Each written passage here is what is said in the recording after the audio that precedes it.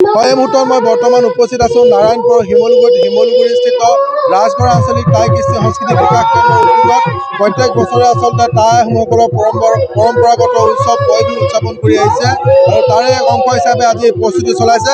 সামগ্ৰিক পৰিৱেশটো ভিডিঅ' জাৰ্নেলিষ্টক দেখাবৰ কাৰণে আহ্বান জনাইছোঁ। এনেদৰে আচলতে আজি সকলো এনেদৰে টাই আহোমসকলে এনেদৰে নৱম বাৰ্ষিক পয় বিহু উদযাপনৰ কাৰণে এনেদৰে প্ৰস্তুতি চলাইছে। সকলোৱে পুৰুষ মহিলা যুৱক যুৱতী শিশু সকলো এনেদৰে বিহু আখৰা কৰাত পৰিলক্ষিত হৈছে। আমি পোনে পোনে বিহুৰ মাজলৈ যাব বিচাৰিছোঁ।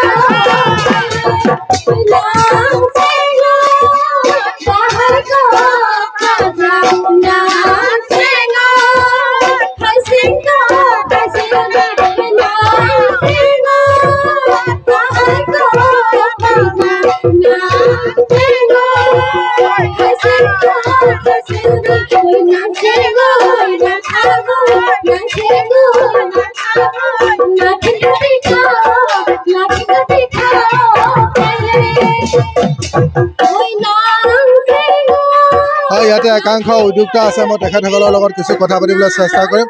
মই আপোনাৰ ওচৰলৈ আহিছোঁ। পয় বিহু উদযাপনৰ কাৰণে ইতিমধ্যে প্ৰস্তুতি চলাইছে।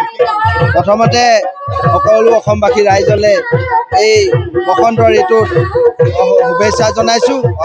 আৰু 15 দিনৰ পাছতে আমাৰ বাপুতি সাহোন বিহু আহি আছে। আমাৰ টাই আহোম সকলো ব্যতিক্ৰম নহয়। টাই আহোমসকলৰ নিয়ম মতে আমি যিহেতু টাই আহোমসকল প্ৰকৃতি পূজক, আজি চ'তৰ 15 তাৰিখে আমি পফিচু দেৱতাক গছ তলত আৰাধনা কৰি আজিৰ পৰা আমি প্ৰস্তুতি আৰম্ভ কৰিছোঁ। অহা 7 বহাগত ইয়াত আমি বৰ্ণাঢ্য কাৰ্যসূচীৰে পয় বিহু উদযাপন কৰিবলৈ আগবাঢ়িছোঁ।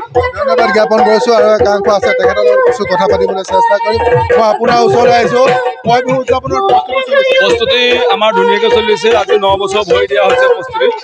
আমাৰ সমগ্ৰ বিহপুৰীয়া সমষ্টিত যিমান আহোম জনগোষ্ঠী আছে সকলো সহযোগ কৰিছে আৰু সকলো জাতি জনগোষ্ঠী আহি আমাৰ একত্ৰিত হয়। আজি প্ৰথম দিন আমি সুন্দৰভাৱে আয়োজন কৰা হৈছে আৰু সকলো ৰাইজ আহিছে। আৰু পৰৱৰ্তী যি আমাৰ বহাগৰ 7 তাৰিখলৈকে অসমবাসী যিমান আহোম সম্প্ৰদায়ৰ লোক আছে আৰু অন্য জনগোষ্ঠী আহি আমাৰ মাজত উপস্থিত হ'বই। খুব ধুনীয়াকৈ প্ৰস্তুতি আজিৰ পৰা আৰম্ভ হৈছে। খুব চমুকৈ কি ক'ব আছে? ৰাজগড় আঞ্চলিক টাই কৃষ্টি বিকাশ কেন্দ্ৰৰ উদ্যোগত এইবাৰ আমি নৱম বাৰ্ষিক পয় বিহু অনুষ্ঠিত কৰিছোঁ। এই আমাৰ প্ৰথমতে পফিচু মানে বন দেৱতা পূজা। ইয়াৰ পাছতে আমি প্ৰস্তুতি সভা আৰম্ভ কৰিছোঁ আৰু অহা বহাগৰ 7 তাৰিখলৈ সকলোকে আমি নিমন্ত্ৰণ জনাইছোঁ, যাতে আমাৰ মাজত ভাতৃ অসমীয়া উপতি সকলো দূৰ হয় আৰু সকলোৱে মিলা প্ৰীতিৰে থাকিব পাৰোঁ। তাৰ কাৰণে আমি ফুৰা প্ৰাৰ্থনা জনাই ক'বলৈখিনি হৈছোঁ। ধন্যবাদ জ্ঞাপন কৰিছোঁ। আমি পোনে পোনে যি বিহু সেই বিহুৰ মাজলৈ যাব বিচাৰিছোঁ।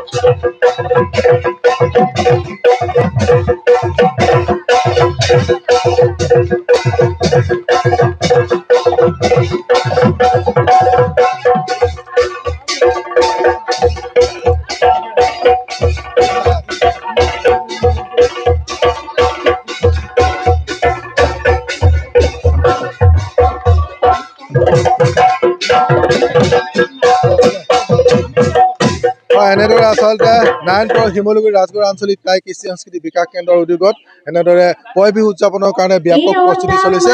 আমি কিছু পৰিৱেশ দেখাবৰ কাৰণে